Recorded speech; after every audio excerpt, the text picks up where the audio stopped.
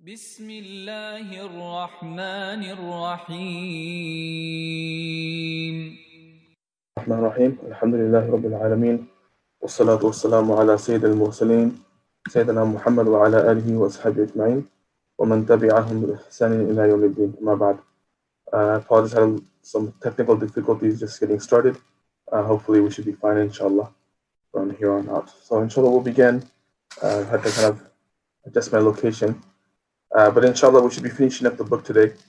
And inshallah, if there's any questions overall on the theme of what we've covered so far, or on that matter, just today's topic alone, inshallah, we'll leave a little bit of time at the end to take specific questions, inshallah.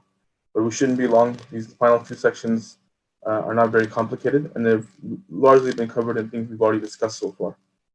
So without further delay, let's begin, inshallah. We're on wisdom number 39, the benefits of charity. And the benefits of charity, this in itself, there's entire books written about this. There's a large, countless ahadith, numerous ayat of Quran. There's much that can be said about this. And the wisdom that's being mentioned here is actually a quote from an author who compiled an entire book of hadith just on the virtues of charity. And like I said, there's much that can be said about it. We'll suffice on this a couple of points. And for those that are curious, I encourage you to maybe read up on the topic. There's large portions of many books that discuss this, and entire books written on this topic on its own. But the benefits of charity, are countless both in this life and in the hereafter. So the first one, what the Sheikh mentions here, Hadrat Sheikh al-Hadith, Hazrat Maulana Muhammad Zakaria Kandahlui rahimahullah said, it has been related by the Prophet ﷺ in many ahadith that both charity and helping those in need are powerful means of removing calamities and hardship. Right? Allah subhanahu wa ta'ala, we mentioned the ayah last week, or I believe it was on Friday when we were closing. Allah mentions in the Quran, إِن تَنْصُرُوا اللَّهَ يَنْصُرُكُمْ وَيُثَبِّتْ أَقْدَامَكُمْ, that if you help Allah, Allah will help you and He will make your feet firm. And to clarify here, there's nothing you can do to really help Allah. What is meant by this is that if you help the deen of Allah, if you support the deen of Allah, if you help those in need, it comes in other ahadith, hadith Qudsi, where it's mentioned that Allah will ask the slave that, I was hungry and you did not feed me. And the slave will respond, Oh Allah, how can we feed you when you're the Lord of all the worlds? And Allah will say, such and such slave of mine was hungry. Had you gone to him there to help him, to feed him, you would have found me there. And similarly, he says something similarly about those who are sick, and etc. Point being that Allah is not in need of our assistance, right? But one of the reasons why He puts us in situations wherein we're in need is so that we as human beings can come in support of each other's aids, right? Allah subhanahu wa ta'ala says in the Quran, وَجَعَلْنَا بَعْضُكُمْ لِبَعْضٍ فِتْنَةً أَتَصْبِرُونَ, we've created some of you to be tests for others of you. So will you then not be patient? So the test comes in a multitude of ways, right? And one of the ways we're tested by other people is Allah will sometimes put people in certain difficult situations to see, will other people come in support of them? Will other people come in aid of them? Right? Like we spoke about this earlier, the quality of building compassion, the quality of building sympathy, the quality of building empathy for our fellow human beings. This is a great lesson that to be learned through difficulties, right? This gives us an opportunity to go and care and exercise concern for other people. So one of the things that Allah subhanahu wa ta'ala, one of the ways He tests us is to see, will we be compassionate or will we be merciful or will we become oppressive? One of the du'as the Prophet ﷺ taught us to make is رَبَّنَا لَا تَجْعَلْنَا فِتْنَةً لِلْقَوْمِ الظَّالِمِينَ. Right? We make this supplication to Allah that, oh Allah, do not make us a test for an oppressive people. Oh Allah, do not make us the test for an oppressive people. Why? It's because oppressive people, once again, everyone is being tested. But oppressive people are generally those that are going to fail their test. And the way they fail their test is in the moment when they are in a position of authority, in a position of power, a position of influence. They'll use their position and status to usurp others. They'll use their position and status to oppress others. They'll use their position and status to harm others, as opposed to using their position and status to defend others or protect others or assist others. I mean, right now we're in the midst of these protests for the untimely, or I shouldn't say untimely because everything is in the hands of Allah, but in the oppressive death of George Floyd, and we see how an individual, or certain individuals who have been entrusted with certain power and authority, when they go off the wrong end, when they go off and do the wrong thing, instead of using that authority to assist people, instead of using that authority to aid people, they use it to oppress people. What happens? Right? And similarly, like this, I mean, this is a lesson for people to learn in every situation. A lot of times people get caught up in simply calling people out in their mistakes. But along with, calling people out in their mistakes, it's important for us to learn from their mistakes as well. It's extremely important for us to learn from their mistakes. What is the great tragedy? The great tragedy that we are seeing taking place is that certain people who have been entrusted with certain authority, with certain power, with certain influence, instead of using that authority and power and influence in a way to uplift and encourage and support people, unfortunately they've gone the route of using it to oppress and cause harm and trample upon the rights of others. What is the lesson to be learned here? That we shouldn't be like that. Now, a person might simply ask, I'm not a person who is in law enforcement. I'm not a person who's in any position of authority. But the reality is we all have some level of authority entrusted in us, right? كلكم مسؤول وكلكم مسؤول عن رعيته. Right? No, sorry. كلكم راع وكلكم مسؤول عن رعيته. Right? It comes in a narration that each of you is a shepherd.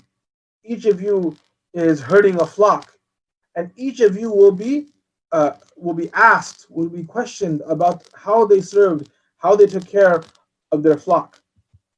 Right? Each of us have been entrusted with certain things, and like that, to the extent of a father is the shepherd for his children, right? A father is a shepherd for his entire household. A mother is a shepherd for her children, right? An employer is a shepherd for the employee. Every person has certain people that are under them. And if we don't learn this realization that if I am not taking advantage of my authority to assist others, and what does it mean to use your authority to assist others? It means to assist them by guiding them, by nurturing them, by directing them, not by oppressing them and becoming hostile towards them, right? And I can't think of a better example than that of a father and a child, right? That a father, yes, they have the authority, they have the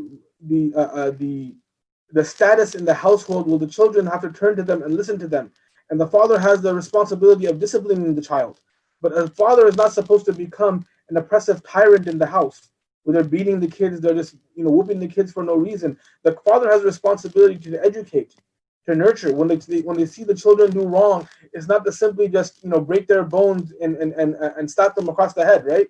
The father has a responsibility of disciplining them in a way that causes them to learn, not disciplining them in a way where it causes them to become more and more corrupt, right?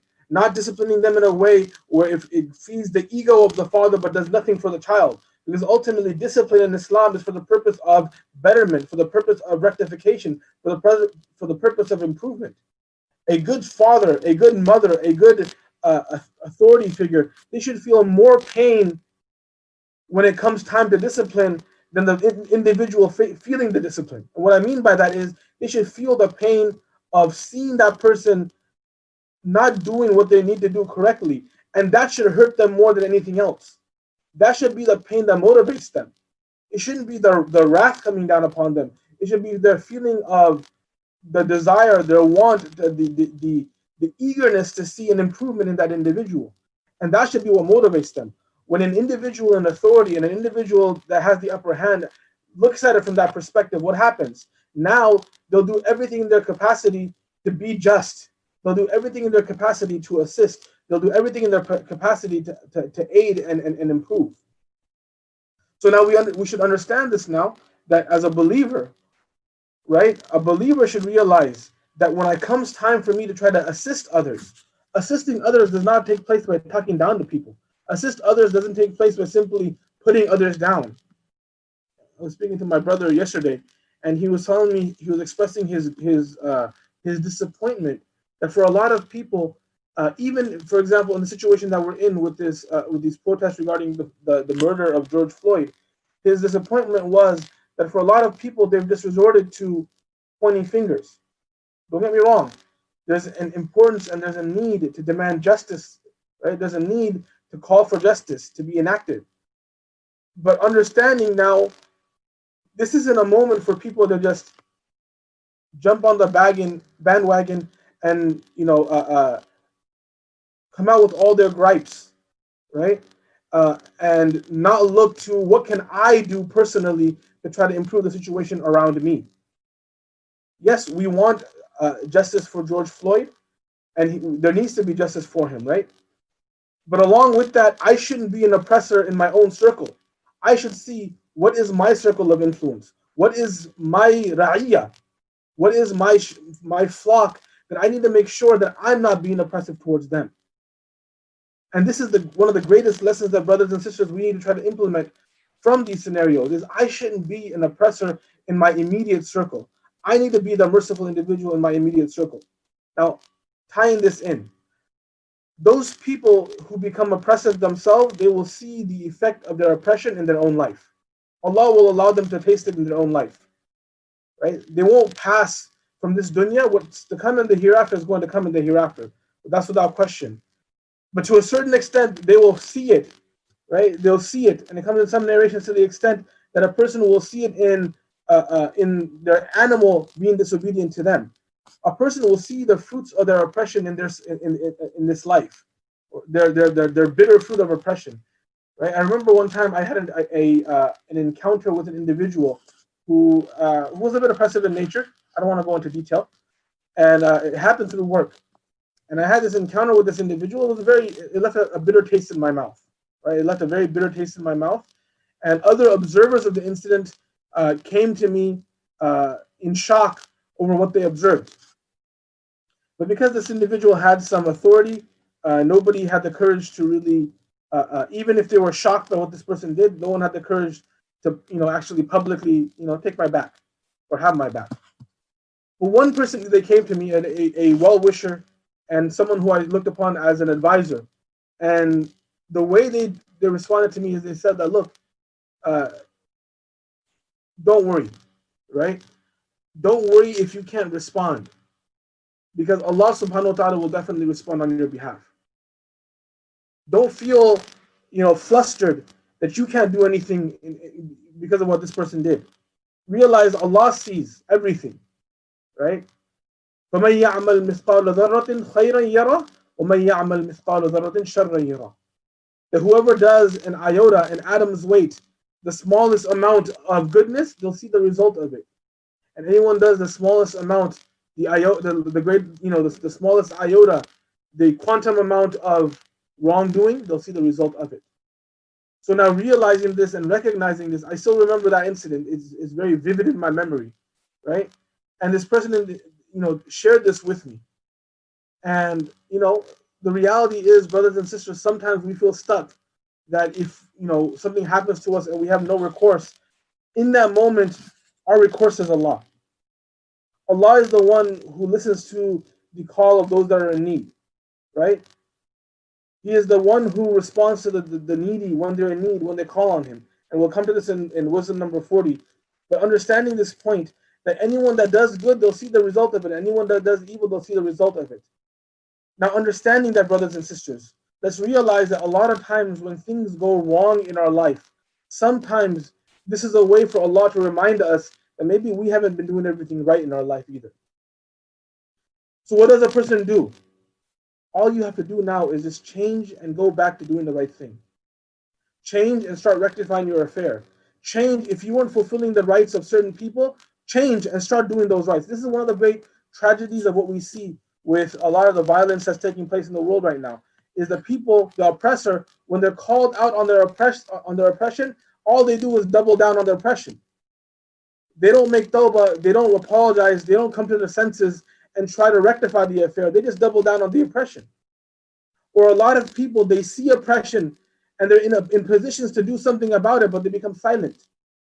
They turn a blind eye. They look away from it.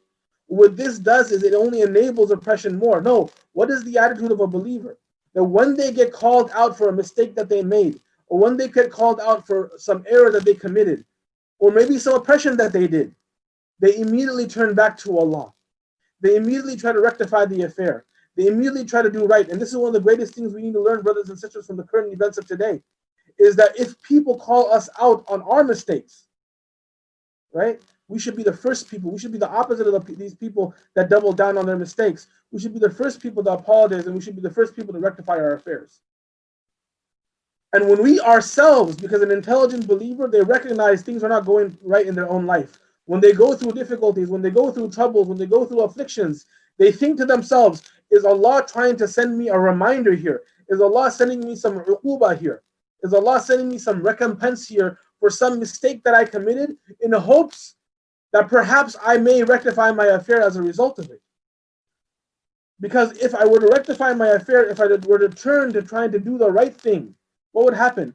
That thing, that calamity, that difficulty that is supposed to be a wake-up call for me, when I wake up from it, it will turn around, it will change the circumstance and situation, it will rectify my affair so that I don't have to deal with the difficulties in this life nor in the hereafter, inshallah.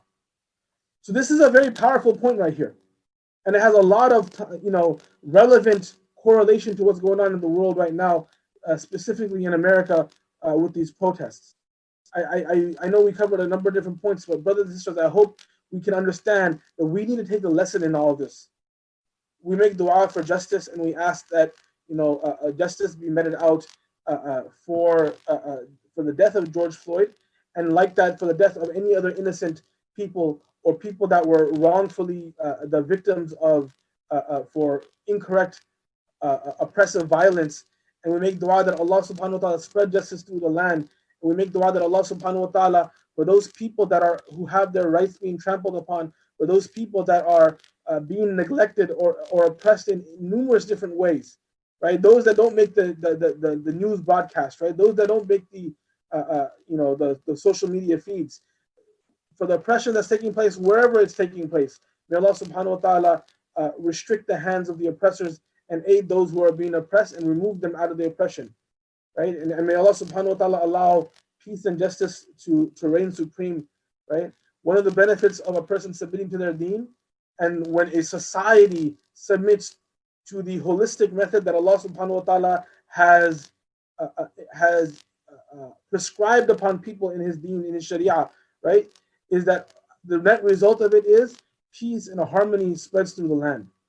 So we should make efforts, we as people, to try to establish communities, establish societies where the deen of Allah is established in a holistic sense, right? Because this is a way, brothers and sisters, truly this is a way to rectify a lot of the wrong that is out there. May Allah subhanahu wa ta'ala allow guidance and peace and mercy to spread through the land. So continuing, right, reminding ourselves of this point, right? And along with this, understanding that those are the people that are on the front lines of coming to the aid and assistance of others. And brothers and sisters, we should not just suffice on simply, a couple of social media posts. There's a lot of ways we can assist, and there's a lot of ways we can help people in need, right? There's hungry people all around us. There's people that need tutoring help. There's people that need shelters. There's people that need, medical assistance. There's so many different ways that we can help. A believer should be eager, should be keen to investigate ways that they could be of assistance for the creation, right? Everybody has a skill set. Use your skill set to serve the community. Use your skill set to serve society. There's so many beautiful ways. I still remember one of my memories from childhood was there was this group of uncles in our local masjid, and we had this. It was like a house. Mashallah, it's become a big masjid now. But there was this house up on the hills that literally it was just a house on a property, and I still remember the first salat that was prayed there. The uncle showed up with sledgehammers and crowbars. They just prayed and started tearing down the walls inside the house and fixing it up. Literally, it was just community members that were just repairing the house until it became a masjid, right? tearing down whole, walls, so it can make space for the prayer area.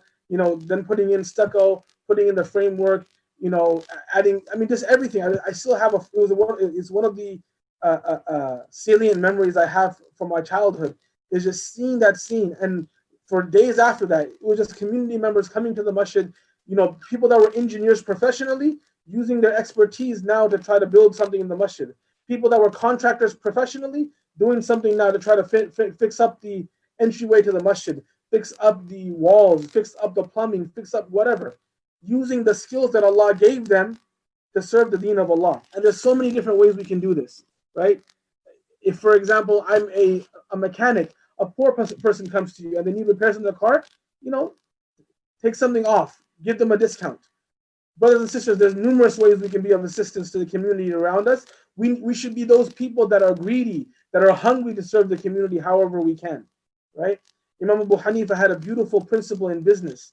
He would never, and it was that he would never try to make profit off of the needy. He would never try to rip off those people in need. He would try as much as possible that if there was somebody in need, he would try to give them a discount. If there was a person who was elderly, he would try to be of assistance. He'd make his business. He was a fair business person. But when he saw opportunities to serve people through his business, it was his business principle that an elderly person came to me, just give it to me at cost. A poor person came to me, just give it to me at cost. It was from his principles that he would try to see how can in my business practices I be of assistance to the creation. And brothers and sisters, we should adopt this, because when we become like this, when we become those people that are greedy trying to help others, Allah will be in our care. Allah will be busy with taking care of our needs. Allah will make us firm in our deen. Like we mentioned the ayah, in tansurullaha yansurukum wa yuthabbit aqdamakum. Right? And if you help Allah, Allah will help you and He will make your feet firm. And like we said, Allah is not in need of help. This is meaning if you can be of assistance to the creation of Allah, to the deen of Allah, Allah will come in your assistance. And this is now the point that the Shaykh is mentioning here. This is a very powerful means of removing calamity and hardship. Because when you serve Allah's creation, Allah is too merciful to overlook your act of mercy without showing you some mercy Himself. When we are merciful to others, Allah is far more merciful than us. So Allah will shower more of His mercy upon us because of the mercy we show to others. Continuing, he says, some of the Sufis have written that at the time of death, charity saves a person from the whispering of the devils and the pangs of death. Charity also has the effect of saving a person from an evil end, thus guaranteeing a good end. Husnul Khatima. In another narration that has been mentioned, that charity removes grief and sadness. Right? It comes in a hadith of Ibn Hibban, الرجل في ظل صدقته حتى يقضى بين الناس, that a man remains in the shade of his charity, right, until he is supplanted, until his affair is complete before the people, until he is known, right, that he is secure in front of the people, until he returns to Allah. Right? We remain in the shade of that charity. Imagine like on a hot, sunny, day, like when the days of Arabia, right? When the sun is beating down upon you, how comfortable is it to just stand in the shade?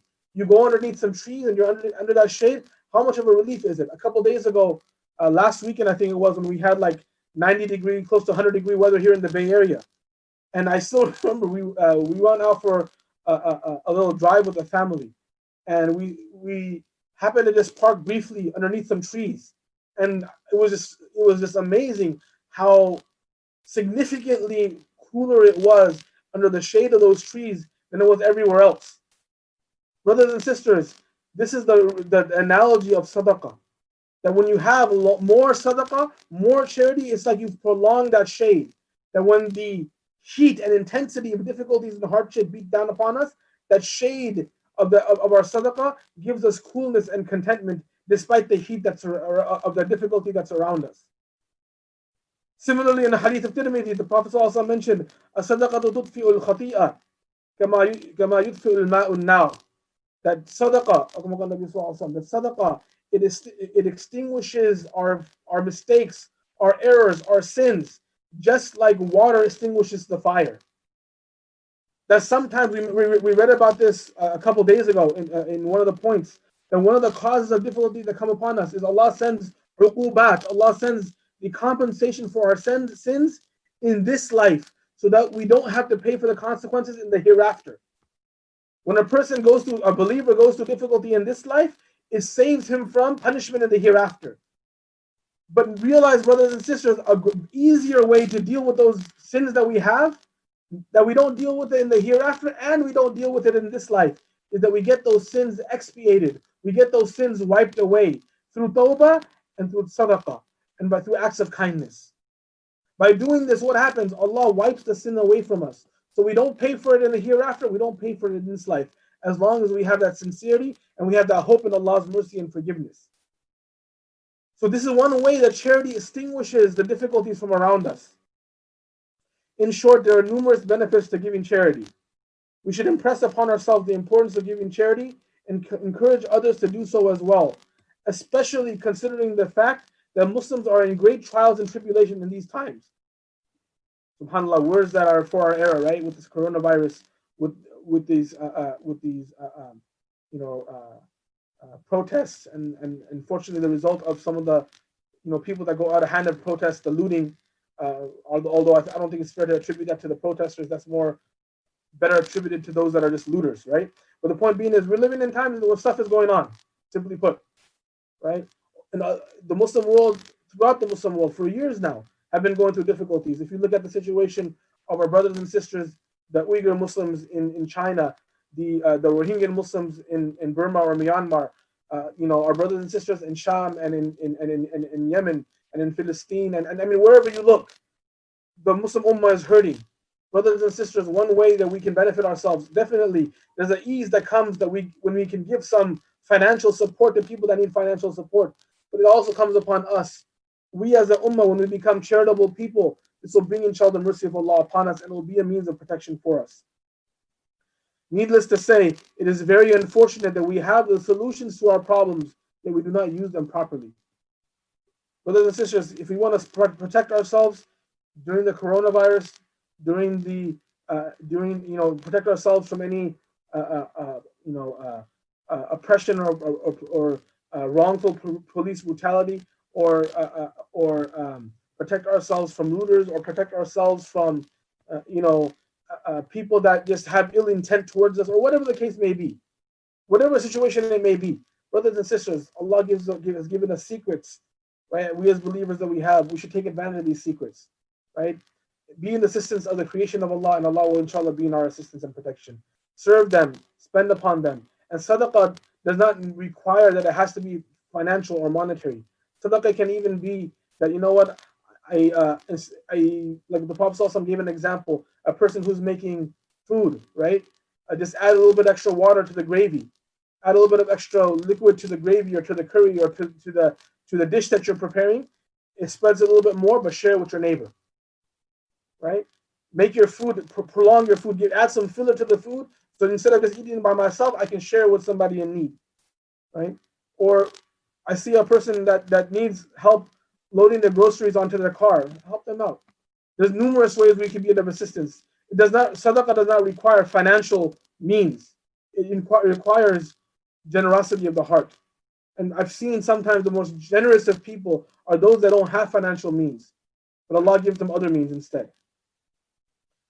Wisdom 40, dua is the best of measures. Hakim al-Ummah rahimahullah said, dua is the best measure to ward off calamities and hardship. People do not normally consider supplication to be a means of guarding themselves from calamity, or a measure by which they can stave off hardship. You see people resorting to all sorts of extreme methods in countless materialistic ways, but unfortunately they neglect the most important one, dua. Supplication is the greatest of measures, the best means. It is the greatest of measures, and it is the best means that one can utilize, but people are unmindful of it.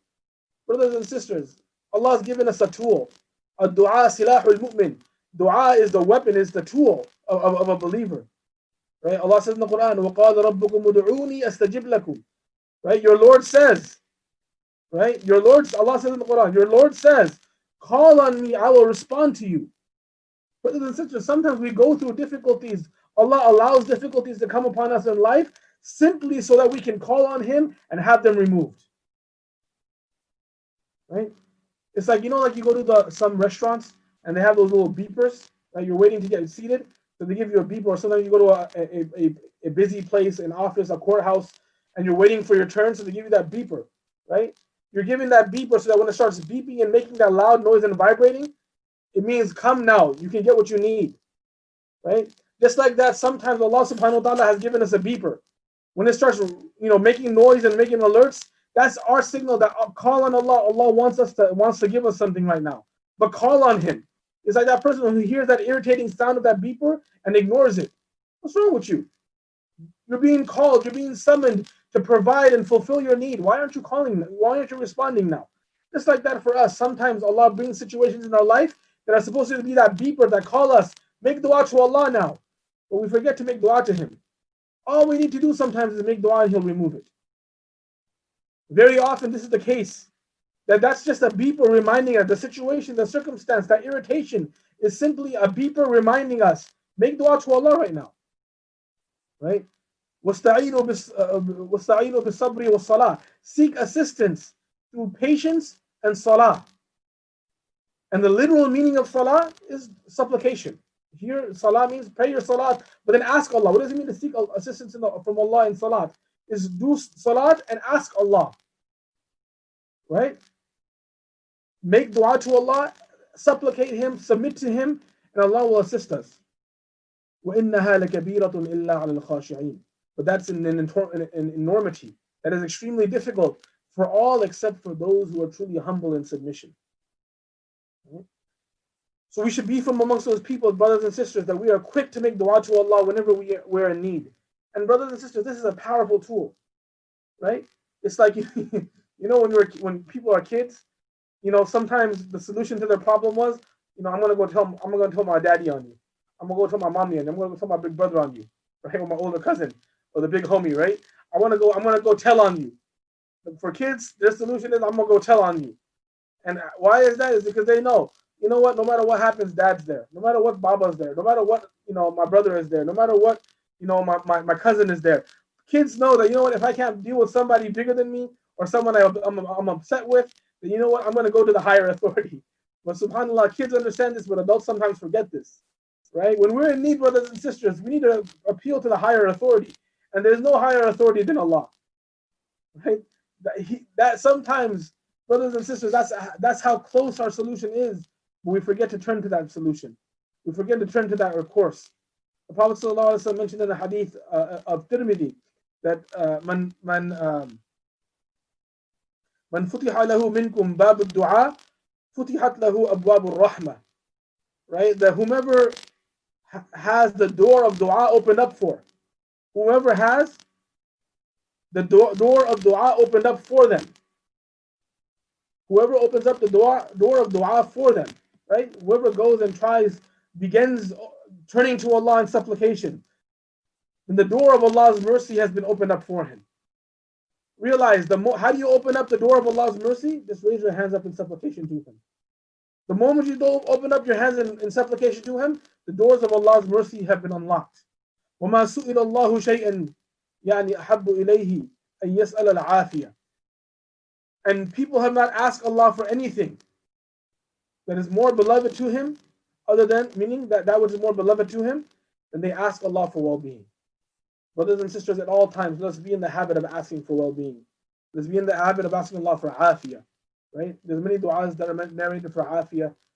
Inshallah, if people go actually on to the Nur Publications Twitter feed, or the Nur Institute Twitter feed, I think there have been some du'as for afiyah that were shared recently. Please do check that out. But make dua to Allah, brothers and sisters. Make dua to Allah. And this is a huge relief for us. And that allows us to segue now to the conclusion of this book.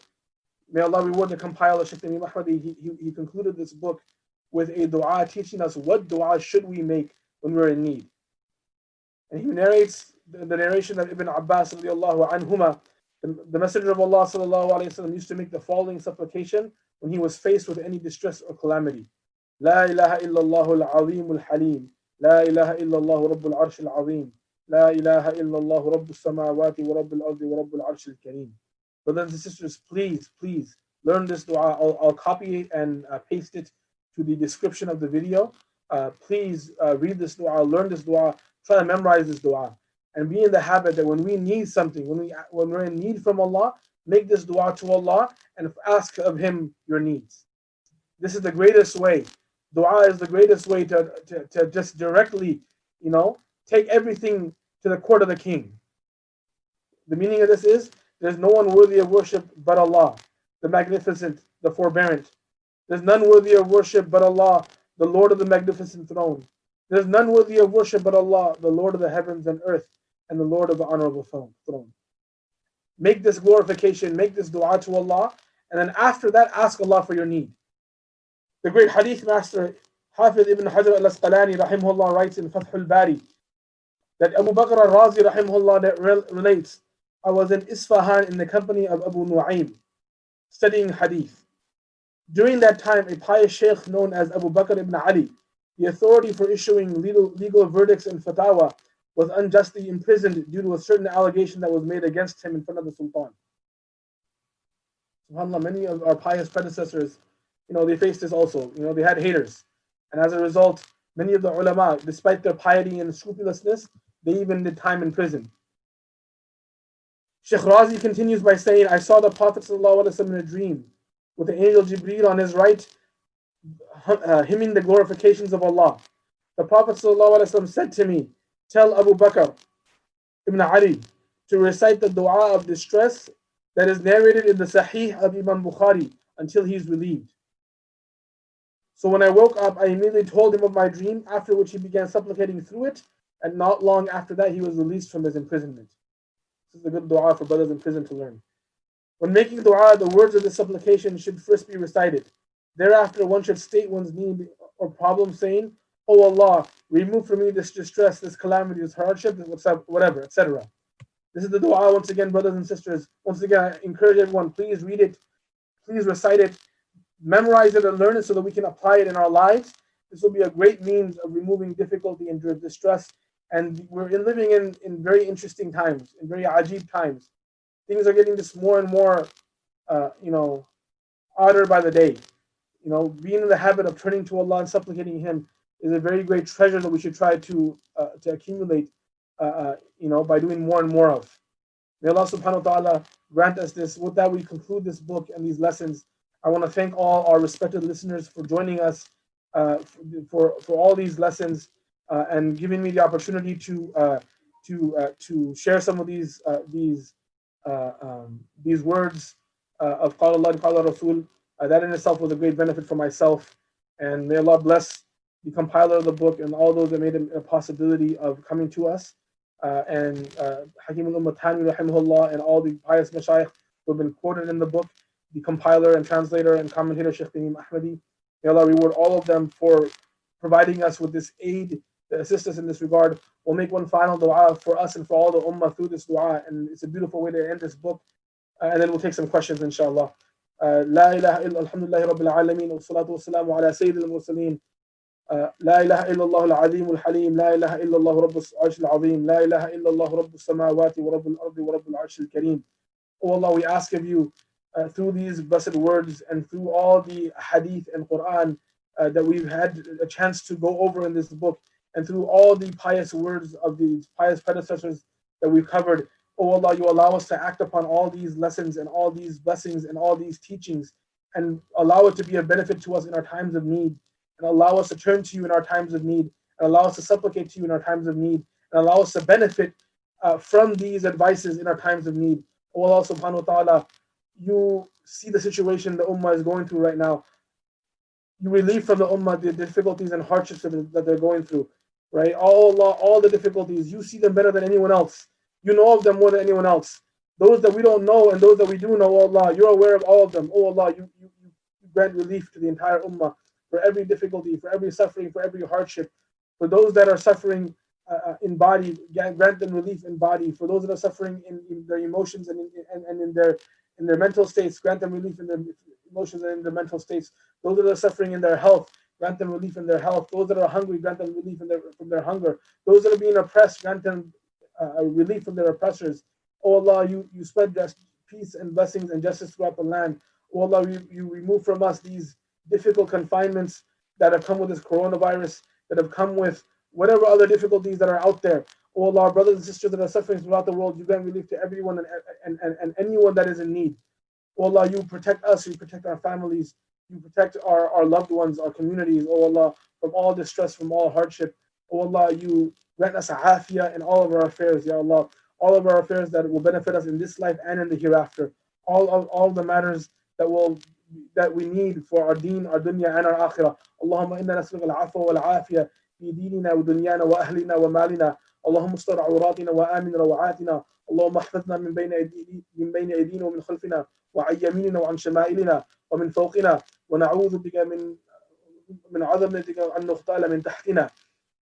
Oh Allah, we ask of you for this afiyah in all of our affairs of deen, dunya and akhirah, and that you allow us to return to you in a good state, in a state in which you are pleased with us and we are pleased with you. وصلى الله تعالى على خير خلق سيدنا محمد وعلى آله وصحبه أجمعين. برحمتك يا أرحم الراحمين والحمد لله رب العالمين. We'll quickly take some questions very quickly and then we'll wrap it up. And I will inshallah share the dua in the description. Please check back later or sit tight for a bit after the end of the lesson. And I will add the dua here. And I encourage brothers and sisters, the book is now available. You can also purchase this book if you want to have a copy for yourself as well. Question being asked: what if someone was not patient at the time of difficult tests and had doubts about faith, but realizes now that he should have or she should have been? Very simple. If we weren't patient in the past, ask Allah for forgiveness. Ask Allah that He should pardon us for our shortcomings. Ask Allah that He should overlook our faults and mistakes for whatever happened in the past. Thank Him for His blessings, despite our overlooking things in the past. But from here on out, right, look towards the future. And if Allah should ever test us in the future, then be prepared, right? That if Allah, we ask Allah for ease and afiyah. This is not saying, oh Allah, bring it on. No, we ask Allah for ease and afiyah. We ask Allah for well-being, for safety and security. We don't ask Allah to test us again. We ask Allah to keep us in ease and well-being. We ask Allah to make things easy for us, to keep us in good times. Having said that, we also recognize and realize that we've been brought into this dunya to be tested. So simply put, next time the test comes, be patient then. This is the way that we make up for past mistakes. We ask Allah to forgive us for whatever mistakes we made in the past. We make tawbah to Him. We ask Him to forgive us that, oh Allah, I didn't know any better. I was ignorant. I said what I might have said. I did what I might have done. Forgive me for my mistake. Forgive me for my shortcoming. This is the way we make up for any mistakes or shortcomings or insufficiency even in what we've done in the past. Sometimes it wasn't. Maybe the result wasn't that we did some sin. This happens also. Sometimes our mistake was some act of inadequacy or insufficiency. This is also something worth making tawbah to Allah for. The ulama write that you often read about the Prophet ﷺ asking Allah for forgiveness. But we also know that Allah subhanahu wa ta'ala forgave all his past and future sins. Rather, we believe that he was ma'soom, that he was not an individual that committed sins. He was protected like all the Anbiya were protected from actually doing sins. So then what was he asking forgiveness for? So many of the ulama write that he was asking Allah for forgiveness, that as his understanding increased, because the Prophet ﷺ, in addition to being the messenger of Allah, Allah was revealing to him and he was also learning.